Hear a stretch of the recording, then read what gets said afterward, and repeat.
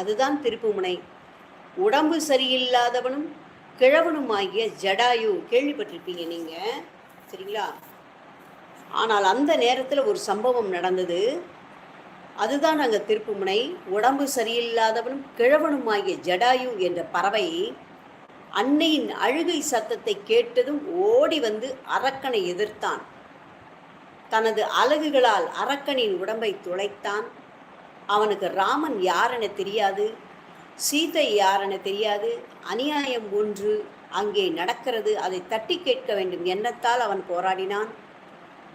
அரக்கனோ அவனது இறக்கைகளை வெட்டி வீழ்த்தினான். வலி பொறுக்காமல் தரையில் வீழ்ந்தான் ஜடாயு. ஸ்ரீராம் ஸ்ரீராம் என்று சீதா புலம்புவதை அப்போது கேட்டான். அது தனது இறைவனின் திருநாமம் என்பதையும் அந்த இறைவன் தனது நண்பன் தசரதனின் திருமகனாக அவதாரம் செய்வதை என்பதையும் உணர்ந்தான். அப்போ